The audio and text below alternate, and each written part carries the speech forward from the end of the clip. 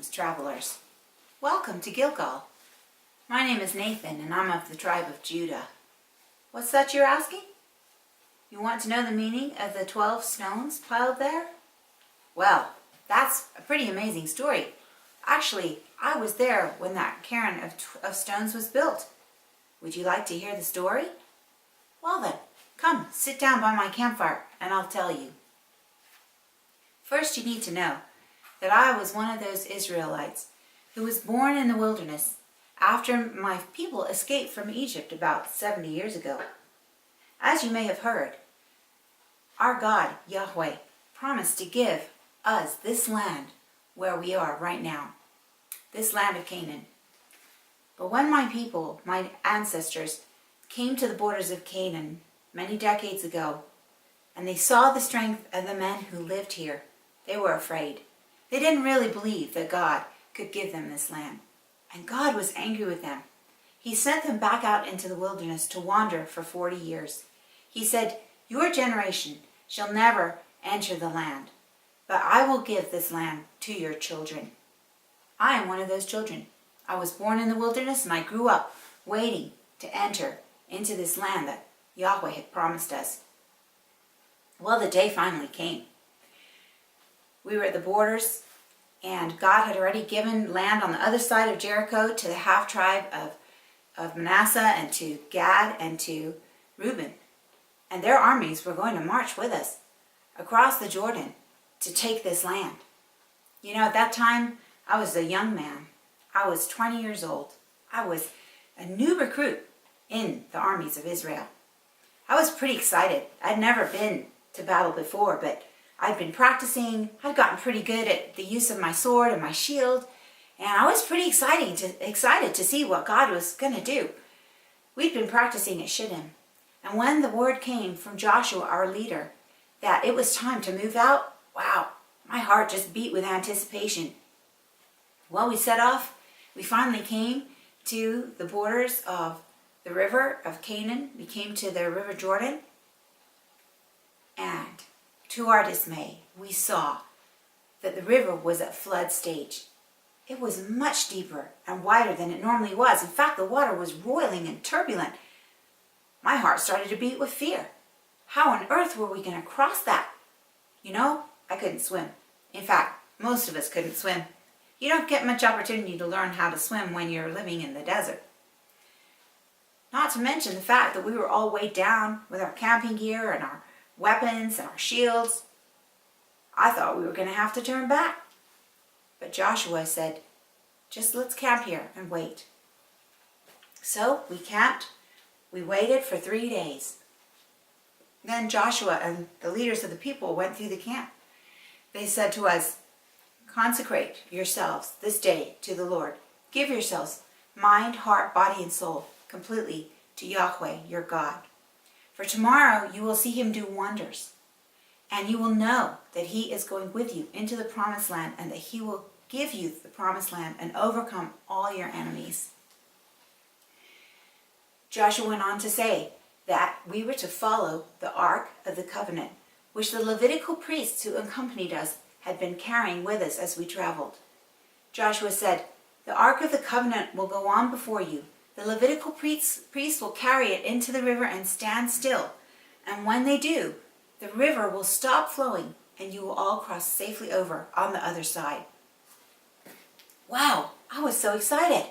Was I really going to get to see a miracle like this?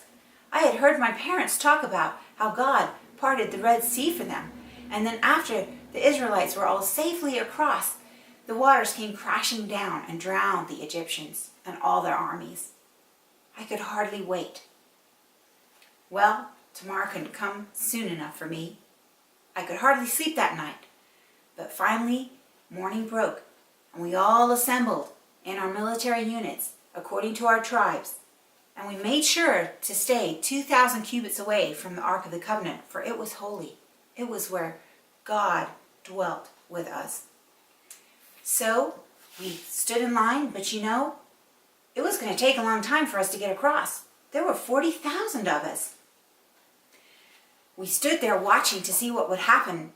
And actually, when I saw the river continuing to roil and beat down the riverbank like a crazy thing, I felt rather anxious for the Levitical priests.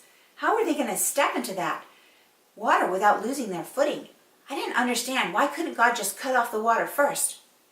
But I guess he must have been testing their faith, the faith of our religious leaders. Well, we all stood watching eagerly to see what would happen. The Levitical priests took up the ark by its poles. They walked toward the river, and they stepped into the waters and stood still, just as God had commanded. Instantly, the most amazing thing happened. The water stopped flowing. We looked up and we saw, far away, at the place where you could just see the city of Adam, the river waters starting to pile up. And then we looked down toward the Sea of Arabah and we saw the water disappearing. And when we looked down into the ravine where the river had flowed, it was dry. And so we started to cross over on dry land. We had to climb down with everything that we carried into the ravine and cross over and climb up the other side. I started to feel a little anxious. This was taking quite a long time. And as I watched, the river waters just kept piling up higher and higher in the distance. I started to wonder how long they could hold. What if, just as it was my turn to cross, what if they came crashing down and I would be like those Egyptians, the weight of the water smothering me, drowning me? No, I couldn't think like that. And so you know what I did? I looked toward the Ark of the Covenant and the Levitical priests, and they were standing firm. If they were standing firm, I could stand firm too.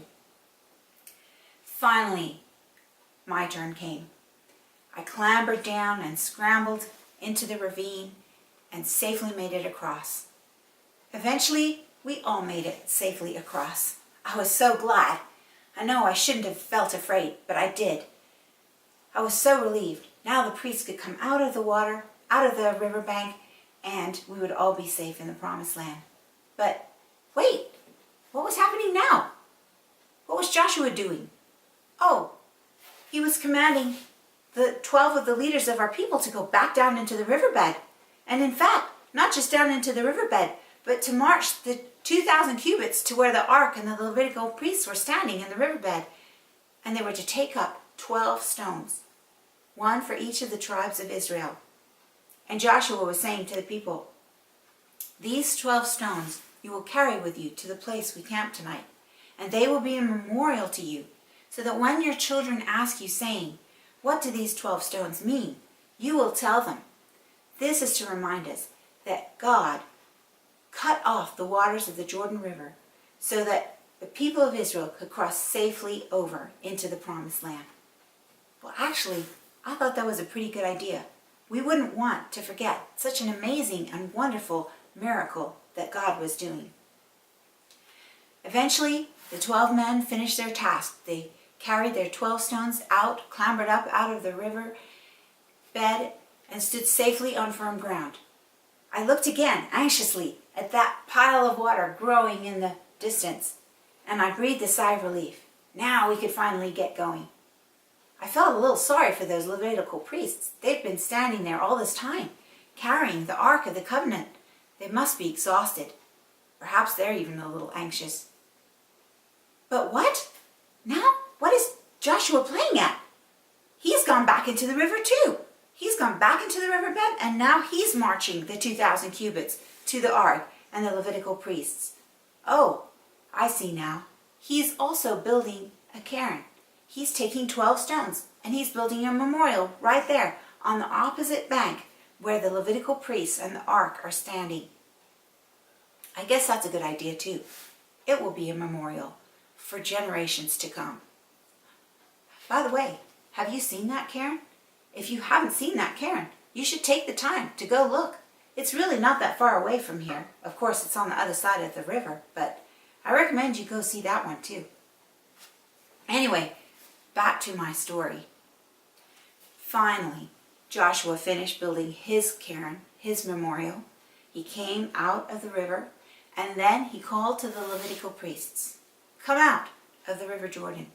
And so the priests, carrying the Ark of the Covenant, they struggled up the bank, and finally they arrived safely where we stood on dry ground not too far from the city of Jericho.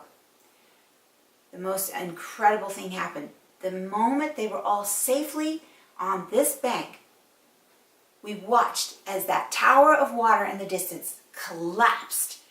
It came rushing towards us, roiling and turbulent and dangerous, and overflowed its banks once more. It was incredible, really. It looked as if nothing had ever happened, but here we were, safely on this side of the Jordan River. Well, we camped that night right here in Gilgal. And Joshua set up these 12 stones that you see right here. And he said, "This shall be a memorial to you and to your people, that when you see these stones and your children ask you, what do these stones mean?